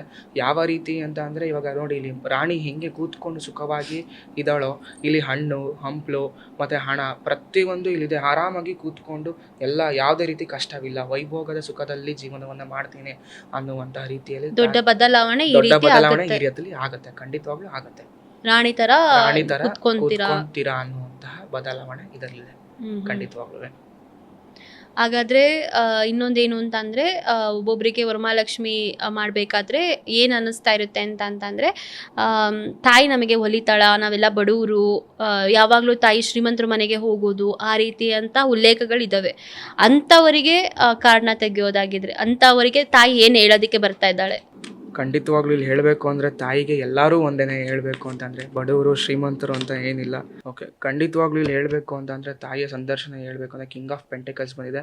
ಇಲ್ಲಿ ಹೇಳಬೇಕು ಅಂದರೆ ಹಣದ ಮೂಲ ಬಂತು ಅಂದರೆ ಭಗವಂತನಿಗೆ, ತಾಯಿಗೆ ಯಾವುದೇ ಕಾರಣಕ್ಕೂ ಬಡವರಾಗಲಿ ಶ್ರೀಮಂತ ಆಗಲಿ ಎಲ್ಲರೂ ಸಹ ಒಂದೇನೆ. ಖಂಡಿತವಾಗ್ಲೂ ಯಾರು ಸಕಲ ಇಷ್ಟಾರ್ಥವನ್ನು ವರಮಹಾಲಕ್ಷ್ಮಿ ಹಬ್ಬ ದಿನದಂದು ಪೂಜೆ ಸಂಕಲ್ಪವನ್ನು ಮಾಡ್ತಾರೋ ಅಂಥವರಿಗೆ ತಾಯಿಯ ಆಶೀರ್ವಾದ ಹೇಳಬೇಕು. ನೋಡಿ, ಇಲ್ಲೆಲ್ಲ ಹಣ್ಣಿದೆ, ಇಲ್ಲಿ ರಾಜ ಬಂದು ಒಂದು ದುಡ್ಡನ್ನು ಇಟ್ಕೊಂಡಿದ್ದಾನೆ, ಮತ್ತು ರತ್ನ ಖಚಿತವಾದಂತಹ ಸಿಂಹಾಸನದ ಮೇಲೆ ಕೂತ್ಕೊಂಡು ಹೇಳ್ತಿದ್ದಾನೆ. ಇಲ್ಲಿ ಹೇಳಬೇಕು ಅಂತಂದರೆ ತಾಯಿ ಪ್ರತಿಯೊಬ್ಬಳಿಗೂ ಸಹ ಹಣಕಾಸಿನಲ್ಲಿ ಉನ್ನತ ಅಭಿವೃದ್ಧಿ ಆಗಲಿ ಅಂತ ಅಂದ್ಬಿಟ್ಟೆ ಅವಳ ಆಶೀರ್ವಾದ ಎಲ್ಲರ ಮೇಲೂ ಇಳುತ್ತೆ ಅಂತ ಅಂದ್ಬಿಟ್ಟು ಈ ಕಾರ್ಡ್ ಮೂಲಕ ಸಂದೇಶ ತಿಳಿಸ್ತಾ ಇದ್ದಾಳೆ ತಾಯಿ. ಆ ವರಮಹಾಲಕ್ಷ್ಮಿ ವ್ರತಾಚರಣೆ ಮಾಡಿದ ಮೇಲೆ ನಮ್ಮ ಜೀವನದಲ್ಲಿ ತಾಯಿ ಏನನ್ನ ಕೊಡಬೇಕು ಅಂತ ಅನ್ಕೊತಾ ಇದ್ದಾಳೆ? ಹಾಗಾಗಿ ಹೇಳಬೇಕು ಅಂತಂದರೆ ಪುನಃ ಬಂದಿರೋದೆ ಕ್ವೀನ್ ಆಫ್ ಪೆಂಟಿಕಲ್ಸ್. ಇದು ಸಹ ಒಂದು ಪಾಸಿಟಿವ್ ಕಾರ್ಡೆ. ನೆಮ್ಮದಿಯ ಜೀವನ, ಸುಖವಾದಂತಹ ಜೀವನ. ಇಲ್ಲಿ ಹೇಳಬೇಕು ಅಂತಂದರೆ ಸುಖವಾಗಿ ಹಣ ಬರುವಂಥದ್ದು. ಸುಖ ಅಂತ ಅನ್ನೋಕ್ಕಿಂತ ಯಾವುದಾದ್ರು ರೀತಿಯಲ್ಲಿ ಒಂದು ಹಣ ಬರುತ್ತೆ ಅಂತ ನಾವು ಹೇಳ್ಬೋದು. ಕ್ವೀನ್ ಅಂತ ಅಂದರೆ ರಾಣಿ ಆರಾಮಾಗಿ ಕೂತ್ಕೊಂಡೇ ಇರ್ತಾಳೆ. ಹೇಳಬೇಕು ಅಂದರೆ ಎಲ್ಲರಿಗೂ ಆರ್ಡ್ರ್ ಮಾಡುವಂಥವಳು. ಹಾಗಾಗಿ ಒಳ್ಳೆಯ ರೀತಿಯಲ್ಲೇ ಬರುತ್ತೆ ಅನ್ನುವುದು ಪ್ರಸಿದ್ಧವಾಗಿ ನಂಬಿಕೆ ಇದೆ ಇಲ್ಲಿ. ನಮಗೀಗ ಯಾವ ಶಕ್ತಿ ಅಡ್ಡಿ ಆಗ್ತಾ ಇದೆ ನಾವು ಮುಂದುವರಿಯೋದಕ್ಕೆ? ಜನರಲ್ ಆಗಿ ನಾವು ಕೇಳ್ತಾರೆ, ಯಾರು ಈ ಪಾಡ್ಕಾಸ್ಟ ನೋಡ್ತಿದ್ದಾರೋ ಅವ್ರಿಗೆಲ್ರಿಗೂ ಒಳ್ಳೇದಾಗಬೇಕು. ಎಲ್ಲದರಲ್ಲೂ ಒಂದೊಂದು ಅಪ್ ಆ್ಯಂಡ್ ಡೌನ್ಸ್ ಇದ್ದೇ ಇರುತ್ತೆ, ಅಂದರೆ ನೆಗೆಟಿವ್ ಇದ್ದೇ ಇರುತ್ತೆ. ಆ ನೆಗೆಟಿವ್ ಯಾವುದು? ವರಮಹಾಲಕ್ಷ್ಮಿ ನಮಗೆ ಯಾವುದಕ್ಕೆ ಹೇಳ್ತಾ ಇದ್ದಾನೆ, ನಾನು ಈ ರೀತಿ ನೆಗೆಟಿವ್ ಇದೆ, ಅದನ್ನು ನೀನು ಬದಲಾಯಿಸ್ಕೋ ಅನ್ನೋದು ಯಾವುದು? ಓ ಗಾಡ್, ಖಂಡಿತವಾಗ್ಲೂ ಅವ್ರ ಮನಸ್ಸಿನಲ್ಲೇ ಆಲ್ರೆಡಿ ಏನೋ ಒಂದು ರೀತಿಯಲ್ಲಿ ತುಂಬಾ ಕೆಟ್ಟ ರೀತಿಯಲ್ಲಿ ಆಲೋಚನೆ ಮಾಡ್ತಿದ್ದಾರೆ. ಯಾವ ರೀತಿ ಆಲೋಚನೆ ಅಂತ ಅಂದರೆ, ಹಿತೈಷಿಗಳಾಗಿರ್ಬೋದು, ಹಿತಶತ್ರುಗಳಾಗಿರಬಹುದು, ಸಂಬಂಧಿಕರಾಗಿರ್ಬೋದು, ಸ್ನೇಹಿತರಾಗಿರ್ಬೋದು, ಯಾವುದೋ ಒಂದು ರೀತಿಯಲ್ಲಿ ಹೀನಾಯವಾಗಿ ಅವ್ರನ್ನ ತುಂಬಾ ಹಿಂಸೆ ಕೊಡ್ತಾ ಇದ್ದಾರೆ. ಹೆಂಗೆ ಅಂತ ಅಂದರೆ ರಾತ್ರಿಲೂ ಸಹ ಎದ್ದು ಬಂದು ಈ ಯೋಚನೆಯನ್ನು ಕಾಡ್ತಾ ಇದೆ. ಹಾಗಾಗಿ ತಾಯಿ ಏನೋ ಒಂದು ಮೂಲಕ ಸಂದೇಶವನ್ನು ಕೊಡ್ತಾ ಇದ್ದಾಳೆ. ಇಲ್ಲಿ ಹೇಳಬೇಕು ಅಂತಂದರೆ ಯಾವುದೇ ರೀತಿಯಲ್ಲಿ ಯೋಚನೆ ಮಾಡಬೇಡ, ನಾನು ಸದಾಕಾಲ ನಿನ್ನ ಬಳಿಯಲ್ಲಿ ಇದ್ದೇನೆ ಅನ್ನೋದು ಒಂದು ನಂಬಿಕೆಯನ್ನು ಇಟ್ಕೊಳ್ಳಿ. ಖಂಡಿತವಾಗ್ಲೂ ನಿಮ್ಗೆ ಸಕಾಲ ಇಷ್ಟಾರ್ಥವನ್ನು ಎಲ್ಲವನ್ನು ಕೋರ್ತಾಳವಳು. ಆಲ್ರೆಡಿ ಇಲ್ಲಿ ಹೇಳಬೇಕು ಅಂದರೆ ತುಂಬಾ ಯೋಚನೆಯಲ್ಲಿದ್ದೀರಾ. ಜನಗಳು ಹೇಳುವಂತಹ ನೆಗೆಟಿವ್ ಥಾಟ್ಸ್ಗಳಿಗಾಗಿರ್ಬೋದು, ನೆಗೆಟಿವ್ ಇಂಪ್ಯಾಕ್ಟ್ಸ್ಗಳಲ್ಲಾಗಿರ್ಬೋದು. ಹಾಗಾಗಿ ಇಲ್ಲೆಲ್ಲೋ ಒಂದು ಕಾಡ್ತಾ ಇದೆ ಪ್ರಶ್ನೆ ನಿಮಗೆ. ರಾತ್ರಿಯೇ ನಿದ್ದೆ ಮಾಡೋಕ್ಕೆ ಬಿಡ್ತಾಯಿಲ್ಲ ನಿಮ್ಗೆ. ಹೇಳಬೇಕು ಅಂತಂದರೆ ಲೆಕ್ಕ ಹಾಕಿ ಹೇಳಬೇಕು ಅಂದರೆ ಜನಗಳ ಮಾತಿಗೆ ನಾವು ತೊಗೊಳ್ತೀವಿ ಹೊರತು ನಮ್ಮ ಮಾತನ್ನು ನಾವು ತೊಗೊಳ್ಳಲ್ಲ, ನಮ್ಮ ಮನೆಯವರ ಮಾತನ್ನು ತೊಗೊಳ್ಳಲ್ಲ. ಅದು ನಾವು ಪ್ರಪಂಚದ ಜನಗಳ ಮಾತನ್ನು ನಾವು ತೊಗೊಳ್ತೀವಿ ಹೊರತು ಭಗವಂತ ಕೊಡುವಂಥ ಮನಸ್ಸೇ ಭಗವಂತ, ಆತ್ಮನೇ ಭಗವಂತ. ಆತ್ಮ ಏನು ಹೇಳುತ್ತೋ ಅದನ್ನು ನಾವು ಕೇಳ್ತಾಯಿಲ್ಲ. ಹೇಳಬೇಕು ಹೊರತು ಜನಗಳು ಏನು ಹೇಳ್ತಾರೋ ಆ ರೀತಿ ಹೇಳ್ತಾ ಇದ್ದಾರೆ. ಹಾಗಾಗಿ ತಾಯಿ ಸದಾಕಾಲ ಇದು ಇದೆಲ್ಲರಿಗೂ ಅನ್ವಯ ಆಗುತ್ತೆ? ಖಂಡಿತವಾಗ್ಲೂ ಎಲ್ಲರಿಗೂ ನಿಮಗೆ ಇದು ಇಂಪ್ಯಾಕ್ಟ್ ಆಯ್ತಾ? ನಮಗೆ ಇಂಪ್ಯಾಕ್ಟ್ ಆಯ್ತು. ಖಂಡಿತವಾಗ್ಲೂ ಸತ್ಯವಾದ ಮಾತಾ ಇದು. ನಿಜ. ಈಗ ವರಮಹಾಲಕ್ಷ್ಮಿ ಪೂಜೆ ಮಾಡಬೇಕು ಅಂದರೆ ತುಂಬ ಜನಕ್ಕೆ ಮನೆ ಕಟ್ಟಿಸ್ಬೇಕು, ನಾವು ಸ್ವಂತ ಮನೆಯಲ್ಲಿ ಆಚರಣೆ ಮಾಡಬೇಕು ಅಂತ ಇರುತ್ತೆ. ಅಂದರೆ ಸ್ವಂತ ಮನೆಯ ಕನಸು ತುಂಬ ಜನಕ್ಕೆ ಇರುತ್ತೆ. ಅಂದರೆ ಇಲ್ಲ ಸೈಟ್ ತೊಗೋಬೇಕು, ಮನೆ ಕಟ್ಟಿಸ್ಬೇಕು ಅನ್ನೋಂಥ ತುಂಬ ಆಲೋಚನೆಗಳು ಎಲ್ಲರ ಮನೆಯಲ್ಲೂ ಇದಿರುತ್ತೆ. ಹಾಗಾದರೆ ವರಮಹಾಲಕ್ಷ್ಮಿ ಪೂಜೆಯನ್ನು ಮಾಡಿದ್ಮೇಲೆ ನಾವು ಮನೆ ಕಟ್ಟಿಸ್ತೀವ ಅನ್ನೋದು ಒಂದೊಂದು ಕ್ವಶನ್ಸ್ಗಳಿರುತ್ತೆ. ಅಥವಾ ಸೈಟ್ ತೊಗೊತೀವ, ಅಥವಾ ನಮ್ಮ ಜೀವನದಲ್ಲಿ ಅಭಿವೃದ್ಧಿ ಆಗುತ್ತಾ, ಅಥವಾ ಈ ಬಿಸ್ನೆಸ್ ಮಾಡಬೇಕು, ಆ ಥರ ಎಲ್ಲ ಇರುತ್ತೆ. ಅದೆಲ್ಲ ಆಗುತ್ತಾ? ಖಂಡಿತವಾಗಿ ಅದನ್ನ ಕಾಡಲ್ಲಿ ಬೇರೆಯವ್ರಿಗೆ ಹೇಳೋದಾಗಿದ್ರೆ ಓ ಗಾಡ್. ಆಲ್ರೆಡಿ ಇಲ್ಲಿ 8 ಆಫ್ ಸ್ವಾರ್ಡ್ಸ್ ಅಂತ ಅಂದರೆ ಯಾವುದೋ ಒಂದು ಕಷ್ಟದ ಪರಿಸ್ಥಿತಿಯಲ್ಲಿ ಸಿಗಾಕೊಂಡಿದ್ದಾರೆ. ಇಲ್ಲಿ ನೋಡಿ, ಕಣ್ಣನ್ನು ಮುಚ್ಕೊಂಡಿದ್ದಾರೆ, ಮತ್ತು ಒಂದು ಕತ್ತಿ ಎಲ್ಲ ಸರೌಂಡಿಂಗ್ಸ್ನಲ್ಲಿ ಒಂದು ಕವಚವನ್ನು ಹಾಕ್ಕೊಂಡಿದ್ದಾರೆ. ಕಷ್ಟ ಆ ಕಡೆನೂ ಹೋಗೋಕ್ಕಾಗ್ತಾಯಿಲ್ಲ, ಈ ಕಡೆನೂ ಹೋಗೋಕ್ಕಾಗ್ತಿಲ್ಲ. ಒಂದು ಕಷ್ಟದ ಪರಿಸ್ಥಿತಿ ತುಂಬಾ ಸಿಲ್ಕೊಂಡಿದ್ದಾರೆ. ಹೇಳಬೇಕು ಅಂದರೆ ಈ ಕಷ್ಟದ ಪರಿಸ್ಥಿತಿಯಲ್ಲಿ ಆಚೆ ಬರಬೇಕು ಅಂತ ಅಂದರೆ ನಾನು ಮೊದಲನೇ ಹೇಳೋದಾಗೆ ಫಸ್ಟ್ ಸಂಕಲ್ಪ. ನೀವೇನು ಸಂಕಲ್ಪ ಮಾಡ್ತೀರಾ, ನಿಮ್ಗೆ ಏನು ಬೇಕೋ ಅದನ್ನೇ ಮಾತ್ರ ನೀವು ಕೇಳ್ಕೊಂಡ್ರೆ ಮಾತ್ರ ತಾಯಿ ಖಂಡಿತವಾಗ್ಲೂ ಕರುಣಿಸಿ ಇಷ್ಟೆಲ್ಲ ನಿಮಗೆ ಕಷ್ಟವನ್ನು ಕೊಟ್ಟು ನೀವು ಮುಂದಿನ ವರ್ಷದಲ್ಲಿ ಒಳ್ಳೆಯ ಸೈಟು ಮನೆ ನೀವೇನು ಅಂದ್ಕೊಂಡಿರೋ ಖಂಡಿತವಾಗ್ಲೂ ನೆರೇ ಇರುತ್ತೆ. ಇದು ಸಂದರ್ಶನ ಮೂಲಕ ಹೇಳೋದಾದರೆ ಖಂಡಿತವಾಗ್ಲೂ ಆ ಬಂಧನದಿಂದ ನೀವು ಮುಕ್ತಿಗೊಳ್ತೀರಾ. ಕೊನೆಯದಾಗಿ ಹೇಳಬೇಕು ಅಂತ ಅಂದರೆ ಇದು ಬಂಧನ ಸಿಕ್ಕಾಕೊಂಡಿದ್ದೀರಾ, ಆ ಬಂಧನ ಮುಕ್ತಿಗೊಳಿಸ್ಬೇಕು ಅಂದ್ರೆ ನೀವು ಏನು ಸಂಕಲ್ಪ ಮಾಡ್ಕೊತೀರಾ ಆ ಸಂಕಲ್ಪ ನೆರವೇರುತ್ತೆ ಖಂಡಿತವಾಗ್ಲೂ. ಹಾಗಾಗಿ ಅಂದರೆ ಈ ವರಮಹಾಲಕ್ಷ್ಮಿಯನ್ನು ಮಾಡೋದ್ರಿಂದ ಇಷ್ಟಾರ್ಥಗಳು ಸಿದ್ಧಿ ಆಗುತ್ತೆ. ಹಂಗಾದ್ರೆ ಎಲ್ಲ ಇಷ್ಟಾರ್ಥಗಳು ಸಿದ್ಧಿ ಆಗುತ್ತಾ? ಎಲ್ಲ ಇಷ್ಟಾರ್ಥಗಳನ್ನು ಸಿದ್ಧಿ ಆಗತ್ತೆ ಅನ್ನೋದು ನಿಜ. ಆದರೆ ನಾವು ಮೊದಲನೇದಾಗಿ ಹೇಳೋದಾಗಲೇ ಸಂಕಲ್ಪ ಫಸ್ಟ್ ಮೊದಲನೇದಾಗಿ ಹೇಳಬೇಕು ಅಂದರೆ ನಿಮಗೇನು ಬೇಕು, ತಾಯಿಯಿಂದ ನೀವು ಏನನ್ನು ಅಪೇಕ್ಷೆ ಪಡ್ತಿದ್ದೀರಾ. ಉದಾಹರಣೆಗೆ ಹೇಳಬೇಕು ಅಂದರೆ ಎಲ್ಲರಿಗೂ ಐಶ್ವರ್ಯ ಇರುತ್ತೆ, ಮನೆ ಇರುತ್ತೆ, ಪ್ರತಿಯೊಂದು ಇರುತ್ತೆ, ಆರೋಗ್ಯ ಇರಲ್ಲ. ತಾಯಿ ಹತ್ರ ಕೇಳ್ಕೊಂಡ್ರೆ ತಾಯಿ ಜಗನ್ಮಾತೆ ಎಲ್ಲವೂ ಕೊಟ್ಟಿದೆ, ಆರೋಗ್ಯವನ್ನು ಕೊಟ್ಟು ಅಂತ ಸಂಕಲ್ಪ ಆಯಸ್ಸು ಆರೋಗ್ಯವನ್ನು ಕೊಟ್ಟು ಕಾಪಾಡು ಅಂದಾಗ ಖಂಡಿತವಾಗ್ಲೂ ಯಾವ್ದಾದ್ರು ಒಂದು ರೀತಿಯಲ್ಲಿ ಒಂದು ಸ್ವಲ್ಪ ಹುಷಾರಿಲ್ದಿರೋ ಸಂದರ್ಭದಲ್ಲಾಗಿರಬಹುದು ಎಲ್ಲೋ ಒಂದು ಸುರಕ್ಷಿತವಾಗಿ ಕಾಪಾಡ್ತಾಳೆ ಅನ್ನುವುದು ಒಂದು ಸಹ ನಂಬಿಕೆ ಇದೆ. ಈಗ ಆರೋಗ್ಯದ ಬಗ್ಗೆ ಬಂದಾಗ ಅದನ್ನು ಕ್ವಶನ್ಸ್ಗಳಿದ್ದೇ ಇರುತ್ತೆ. ಈಗ ತಾಯಿ ಹತ್ರ ಆರೋಗ್ಯದ ಬಗ್ಗೆನೂ ಕೇಳ್ಕೊಂಡಿರ್ತಾರೆ. ಅಂದರೆ ತುಂಬ ಅಥವಾ ಪತಿಯ ಆರೋಗ್ಯದ ಬಗ್ಗೆ ಆಗಿರ್ಬೋದು ಅಥವಾ ಪತ್ನಿಯ ಆರೋಗ್ಯದ ಬಗ್ಗೆ ಆಗಿರ್ಬೋದು, ಅವರಿಗೆ ಯಾವ ರೀತಿ ಸಂದೇಶವನ್ನು ಕೊಡ್ತಾ ಇದ್ದಾಳೆ ಆರೋಗ್ಯದ ವಿಚಾರವಾಗಿ?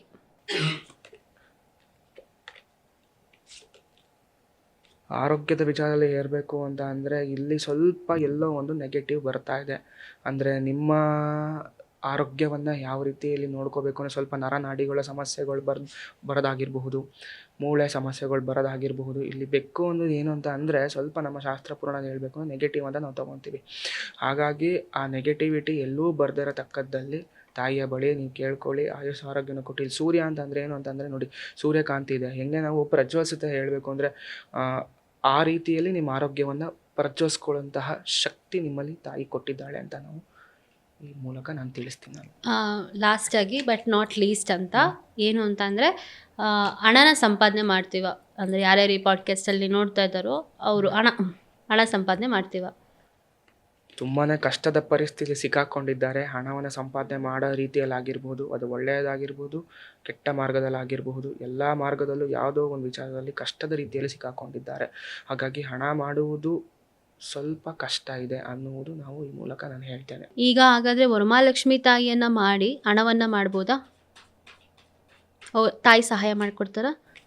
ಖಂಡಿತವಾಗ್ಲೂ ಮಾಡಬಹುದು. ಇಲ್ಲಿ ಹೇಳಬೇಕು ಅಂತಂದರೆ ಆಲ್ರೆಡಿ ಮಹಾಲಕ್ಷ್ಮಿಯ ತಾಯಿಯನ್ನು ಪೂಜೆಯನ್ನು ಮಾಡ್ಕೊಂಡು ಬಂದಿರೋದ್ರಿಂದ ಇಲ್ಲಿ ಶುಭದ ಸಂಕೇತ ಅಂತ ನಾವು ತೊಗೊಳ್ತೀವಿ. ಇಲ್ಲಿ ಹೇಳಬೇಕು ಅಂದರೆ 6 ಆಫ್ ಪೆಂಟಿಕಲ್, 6 ಅಂದರೆ ಪುನಃ ಶುಕ್ರ ಅಂತ ನಾವು ಹೇಳ್ತೀವಿ. ಹಾಗಾಗಿ ಮಹಾತಾಯಿಯ ಆಶೀರ್ವಾದ ಸದಾಕಾಲ ಇದೆ. ನೀವು ಹಣವನ್ನು ಸಂಪಾದನೆ ಮಾಡಿದ ತಕ್ಕದ್ದಲ್ಲಿ ಅದನ್ನು ದಾನ ಧರ್ಮವನ್ನು ಮಾಡಿ. ಅಂದರೆ ಎಲ್ಲವೂ ನನಗೆ ಬೇಕು, ಎಲ್ಲವೂ ನಾನೇ ಅನುಭವಿಸ್ಬೇಕು, ಪ್ರತಿಯೊಂದು ನಾನೇ ಇಟ್ಕೋಬೇಕು ಅನ್ನೋದನ್ನು ಮಾಡೋದು ತಪ್ಪು. ದಾನ ಮಾಡಿ. ದಾನ ಅಂತ ಅಂದರೆ ಹಣದಾನ ಅಂತಲೇ ನಾವು ಹೇಳೋಕ್ಕಾಗಲ್ಲ. ಒಂದು ವಿದ್ಯಾದಾನ ಆಗಿರಬಹುದು, ಆಹಾರ ದಾನ ಆಗಿರಬಹುದು, ಅಥವಾ ದೇವಸ್ಥಾನಕ್ಕೆ ಏನಾದರೂ ಒಂದು ಸೇವೆಯನ್ನು ಮಾಡಿಸೋದಾಗಿರಬಹುದು, ಅಥವಾ ಬಡ ಮಕ್ಕಳುಗಳಿಗೆ ಏನಾದರೂ ಒಂದು ಸೇವೆ ಮಾಡಿಸಿರ್ಬೋದು. ಆ ಥರವನ್ನು ಮಾಡಿ. ಆವಾಗ ನಿಮಗೆ ಸಕಲ ಐಶ್ವರ್ಯ ಇಷ್ಟಾರ್ಥವನ್ನು ತಾಯಿ ಜಗನ್ಮಾತೆ ಕೊಡ್ತಾಳೆ ಅಂತ ಅಂದ್ಬಿಟ್ಟು ಕಾರ್ಡ್ ಸಂದೇಶ ಮೂಲಕ ನಾನು ತಿಳಿಸ್ತೇನೆ. ನಾನು ಹೀಗೆ ಯಾವುದಾದ್ರೂ ಒಂದು ಲೈವಲ್ಲಿ ಹೇಳ್ತೀನಿ ಅವ್ರದ್ದು ಫೈನಾನ್ಷಿಯಲ್ ಸ್ಟೇಟಸ್ ಅಂತ ಅಂದರೆ ಹೇಳ್ಬೋದು. ನಮಗೆ ಏನು ಅಂತಂದರೆ ಇದನ್ನು ನಿಜನೋ ಸುಳ್ಳೋ ಅನ್ನೋದು ನಮಗೆ ಬೇಕು. ಈಗ ಇಲ್ಲಿ ವರ್ಕ್ ಮಾಡಿರೋ ಹತ್ರನೇ ನಾನು ಒಂದು ಲೈವ್ ಆಗಿ ಮಾಡಬೇಕು ಅಂತ ಅಂದ್ಕೊಂಡಿದ್ದೀನಿ. ಸೊ ಅವರು ನಿಜ ಅಂದರೆ ನಿಜ ಅಂತಾರೆ, ಇಲ್ಲ ಅಂದರೆ ಇಲ್ಲ ಅಂತಾರೆ. ಸೊ ಅದಕ್ಕೆ ನೀವು ಒಪ್ಕೊತೀರಾ? ಖಂಡಿತವಾಗ್ಲೂ ಒಪ್ಕೊತೀನಿ. ಇದು ನಾನು ಹೇಳ್ತಾ ಇಲ್ಲ, ಇವಾಗಲೂ ನಾನು ಹೇಳ್ತಾ ಇರ್ದೆ. ಯೂನಿವರ್ಸ್ ಏನು ಹೇಳುತ್ತೆ, ತಾಯಿ ಜಗನ್ಮಾತೆ ಏನು ಹೇಳುತ್ತೆ ಅದೇ ರೀತಿಯಲ್ಲೇ ನಾನು ಹೇಳೋದು. ಖಂಡಿತವಾಗ್ಲೂ ಸರಿ. ಆಯಿತು, ನೀವು ಒಳ್ಳೆಯದಾಗಿ. ನಮ್ದು ಹಣಕಾಸಿನ ವ್ಯವಹಾರ ಹೆಂಗಿದೆ ಅಂತ ಹೇಳ್ತೀರಾ ಸರ್? ವರಮಹಾಲಕ್ಷ್ಮಿ ಹಬ್ಬ ಆದ್ಮೇಲೆ ಅದು ಸರಿ ಹೋಗ್ಬೋದಾ ಏನು? ಖಂಡಿತವಾಗ್ಲೂ ಆಗುತ್ತೆ. ನಾನು ಹೇಳ್ದ ಹಾಗೆ 8 ಆಫ್ ಪೆಂಟಿಕಲ್ ಸಹ ಒಂದು ಪಾಸಿಟಿವ್. ಸ್ವಲ್ಪ ಹಣ ಯಾರಿಗೋ ಸ್ವಲ್ಪ ನೀವು ಯಾವುದಕ್ಕೋ ಒಂದು ಕಡೆ ಇನ್ವೆಸ್ಟ್ ಮಾಡಿದ್ದೀರಾ, ಮತ್ತು ಒಂದು ಸಾಲವನ್ನು ಕೊಟ್ಟಿದ್ದೀರಾ, ಅದು ಹಣ ಬರೋಕ್ಕೆ ನೀವು ರಿಟರ್ನ್ಗೋಸ್ಕರ ಕಾಯ್ತಾ ಇದ್ದೀರಾ. ನೀವು ಅದು ರಿಟರ್ನ್ ಬರಬೇಕು ಅನ್ನೋದು ಒಂದು ಯೋಚನೆಯಲ್ಲಿದ್ದರೆ, ಇನ್ನೊಂದು 9 ಆಫ್ ಕಪ್ಸು ಬಂದಮೇಲೆ ತುಂಬಾ ಖುಷಿ ಪಡ್ತೀರಾ. ಹೌದು, ನನ್ನ ಹಣ ನನಗೆ ಬಂತು, ಅಸ್ಲು ಬಂತು, ಬಡ್ಡಿ ಅಂತ ಏನು ಬೇಡ, ಬಂದರೂ ಸಹ ನೀವು ರಾಣಿಯಾಗಿ ಆರಾಮಾಗಿ ಕೂತ್ಕೊಂಡು ಒಂದೊಳ್ಳೆ ಫ್ರೂಟ್ಫುಲ್ ರಿಸಲ್ಟ್ ಸಿಗುತ್ತೆ. ನೀವೇನಕ್ಕೆ ಇನ್ವೆಸ್ಟ್ ಮಾಡಿದ್ದೀರಾ, ಯಾರಿಗೆ ಏನು ಕೊಡಬೇಕು, ಅದು ವಾಪಸ್ ಬರಬೇಕು ಅಂತ ಅಂದ್ಕೊಂಡಿದ್ರೆ ಖಂಡಿತವಾಗ್ಲೂ ಅದು ವಾಪಸ್ ಬರುತ್ತೆ. ಬಂದಮೇಲೆ ನೀವು ಇನ್ನೊಂದು ಕಡೆ ಇನ್ವೆಸ್ಟ್ ಮಾಡ್ತೀರಾ, ಅದನ್ನು ಇನ್ನೊಂದು ಕಡೆ ಪ್ರತಿಫಲವನ್ನು ನೋಡ್ಬೋದು ಅಂತ ನಾನು ಹೇಳ್ತೀನಿ. ನಿಜನಾ? ನನಗೆ ಇನ್ನೊಂದು ಲೈಫ್ ಪ್ರೂಫ್ ಬೇಕು. ಸೊ ಆಸ್ ಗುರೂಜಿ ಅವರೇ, ಈಗ ನೀವೇನು ಇದು ಪಾಡ್ಕಾಸ್ಟ್ ಮಾಡ್ತಾ ಇದ್ದೀರೋ ಇದು ಚೆನ್ನಾಗಿ ವ್ಯೂಸ್ ಆಗುತ್ತೆ. ಲೈಕ್ ತಾರೋಟ್ ಅಂತಂದ್ರೆ ಭವಿಷ್ಯವನ್ನು ನಿರ್ಧಾರ ಮಾಡುತ್ತೆ, ಯಾವ ಎನರ್ಜಿನ ಪಿಕ್ ಮಾಡಿ ಅಂತ. ಅದೇ ರೀತಿ ವರಮಹಾಲಕ್ಷ್ಮಿ ಟಾಪಿಕ್ಕು ಚೆನ್ನಾಗಿ ಓಡುತ್ತಾ, ಅದನ್ನು ಇದು ನೀವು ಹೆಂಗೆ ಹೇಳ್ತೀರೋ ಅದರ ಆಧಾರದ ಮೇಲೆ ಚೆನ್ನಾಗಿ ಕಮೆಂಟ್ಸ್ ಹಾಕ್ತಾರೆ, ರಿಪ್ಲೈನ ಮಾಡ್ತಾರೆ. ಖಂಡಿತವಾಗ್ಲೂ ಇಲ್ಲಿ ಹೇಳ್ಬೇಕು ಅಂದ್ರೆ ನಿಮ್ಮ ಕೈಲೇ ಒಂದು ಕಾರ್ಡ್ ತೆಗ್ಸೋಣ ಅನ್ನೋ ಒಂದು ಆಶೀರ್ವಾದ ಬರ್ತಾ ದಯವಿಟ್ಟು ಇದೆ. ಬೇಡ ನನಗೆ ಆ ಥರ ಎಲ್ಲ ಬೇಡ, ನೀವು ತೆಗೀರಿ. ಹಾಂ, ಅದಕ್ಕೆಲ್ಲ ಧೈರ್ಯ ಇರಬೇಕಲ್ವಾ. ನಮ್ಮ ಜೀವನನೇ ಕೇಳಿದಾಗ ಭಾಳ ಕಷ್ಟ ಇದೆ. ಖಂಡಿತವಾಗ್ಲೂ ಇಲ್ಲಿ ಹೇಳಬೇಕು ಅಂತ ಅಂದರೆ ಒಂದು 3 ಆಫ್ ವಾಂಡ್ಸ್ ಬಂದಿರೋದು, ಮತ್ತು ಆಮೇಲೆ ಕ್ವೀನ್ ಆಫ್ ಪೆಂಟಿಕಲ್ಸ್ ಬಂದಿರೋದು. ಕ್ವೀನ್ ಅಂತ ಅಂದ್ರೇ ರಾಣಿ ಅಂತ ನಾವು ಹೇಳ್ತೀವಿ, ರಾಣಿ ಅಂದರೆ ನಾವು ಮಹಾಲಕ್ಷ್ಮಿ ಅಂತ ತಗೋಬೋದು. ಖಂಡಿತವಾಗ್ಲೂ ಒಂದು ಫ್ರೂಟ್ಫುಲ್ ಆಗಿ ರಿಸಲ್ಟ್ ಸಿಗುತ್ತೆ. ಮತ್ತು ಇಲ್ಲಿ 3 ಅನ್ನೋದು ಹೆಂಗೆ ಅಂದರೆ ಗುರುವಿನ ಆಶೀರ್ವಾದ ಸಹ ಇದೆ ಇಲ್ಲಿ ಹೇಳಬೇಕು ಅಂತ ಅಂದರೆ. ಹಾಗಾಗಿ ಖಂಡಿತವಾಗ್ಲೂ ಇದು ಒಂದು ಒಳ್ಳೆ ಉನ್ನತ ಮಟ್ಟಕ್ಕೆ ಹೋಗುತ್ತೆ ಪಾಡ್ಕಾಸ್ಟ್ ವ್ಯೂಸ್ ಅನ್ನೋದು ಒಂದು ಕಾರ್ಡ್ ಸಂದೇಶ ಈ ತಿಳಿಸ್ತಾ ಇದೆ. ಪಾಡ್ಕಾಸ್ಟ್ ಗುರೂಜಿ, ಖಂಡಿತ ಈ ಪಾಡ್ಕಾಸ್ಟ್ ಈ ವರಮಹಾಲಕ್ಷ್ಮಿ ಪಾಡ್ಕಾಸ್ಟ್ ಖಂಡಿತವಾಗ್ಲೂ ನಿಮ್ಮ ಪಾಡ್ಕಾಸ್ಟ್ ಸಹ ಒಂದು ಒಳ್ಳೆ ವ್ಯೂಸ್ ಆಗಿ ನಮ್ಮ ಜನಗಳಿಗೆ ಪಾಡ್ಕಾಸ್ಟ್ ಖಂಡಿತವಾಗ್ಲು ಜನಗಳಿಗೆ ಒಂದು ಏನು ತಿಳಿಸ್ಬೇಕು ಅಂತ ಅನ್ಕೊಂಡಿದ್ದೀರಾ, ಎಲ್ಲ ಜನಗಳಿಗೂ ಒಂದು ಅರಿವನ್ನು ಮೂಡಿಸ್ಬೇಕು ಅಂತ ಅನ್ಕೊಂಡಿದ್ದೀರಾ, ಅದು ಖಂಡಿತವಾಗ್ಲೂ ಒಂದು ಒಳ್ಳೆ ರೀತಿಯಲ್ಲಿ ಸಂದರ್ಶ ಆಗತ್ತೆ. ಇದು ಖಂಡಿತವಾಗ್ಲೂ ಆಗತ್ತೆ. ಇದು ತೋರಿಸಿ ಏನು ಅಂದರೆ ಎಷ್ಟು ವ್ಯೂಸ್ ಬರ್ಬೋದು ಅದೆಲ್ಲ ಪ್ರೆಡಿಕ್ಟ್ ಮಾಡ್ಬೋದಾ?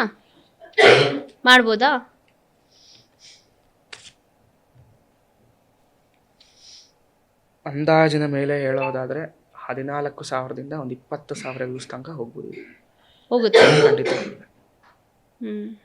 ಆಯಿತು ಗುರುಜಿ. ನೋಡಿದ್ರಲ್ಲ ವೀಕ್ಷಕರೇ, ಇದು ಲೈವಲ್ಲಿ ಈಗ ಒಬ್ಬೊಬ್ಬರು ಹೇಳ್ತಾರೆ ಎಲ್ಲ ಸ್ಕ್ರಿಪ್ಟೆಡ್ಡು ಅಥವಾ ಇದು ಅಂತ. ಇದು ಯಾವುದೇ ರೀತಿ ಸ್ಕ್ರಿಪ್ಟೆಡ್ ಅಲ್ಲ. ಇಲ್ಲಿ ಏನು ನಮಗೇನು ಅನಿಸುತ್ತೆ ಅದನ್ನು ನಾವು ಹೇಳೋದಾಗಿರ್ಬೋದು. ಒಬ್ಬೊಬ್ಬರಿಗೆ ಎನರ್ಜಿ ಕನೆಕ್ಟ್ ಆಗುತ್ತೆ, ಒಬ್ಬೊಬ್ಬರಿಗೆ ಎನರ್ಜಿ ಕನೆಕ್ಟ್ ಆಗಲ್ಲ. ಅದನ್ನು ಒಬ್ಬೊಬ್ರು ಅರ್ಥ ಮಾಡ್ಕೊತಾರೆ, ಒಬ್ಬೊಬ್ರು ಅರ್ಥ ಮಾಡ್ಕೊಳ್ಳಲ್ಲ. ಎಲ್ಲದೂ ಅರ್ಥ ಆಗಬೇಕು ಅಥವಾ ಎಲ್ಲದೂ ಎನರ್ಜಿ ಕನೆಕ್ಟ್ ಆಗಬೇಕು ಅನ್ನೋದೇನೂ ಇಲ್ಲ. ಇದು ಜನರಲ್ ಟಾಪಿಕ್ ಆಗಿರೋದ್ರಿಂದ ಜನರಲ್ ಆಗಿ ಇರುತ್ತೆ. ನಿಮ್ಮ ಎನರ್ಜಿನ ನೀವು ಕುತ್ಕೊಂಡು ಅದನ್ನು ಆ ಎನರ್ಜಿ ಜೊತೆ ಕನೆಕ್ಟ್ ಆಗಬೇಕು ಅಂದರೆ ನೀವೇ ಒಂದು ಸಪ್ರೇಟ್ ರೀಡಿಂಗ್ನ ತೊಗೊಬೇಕಾಗತ್ತೆ.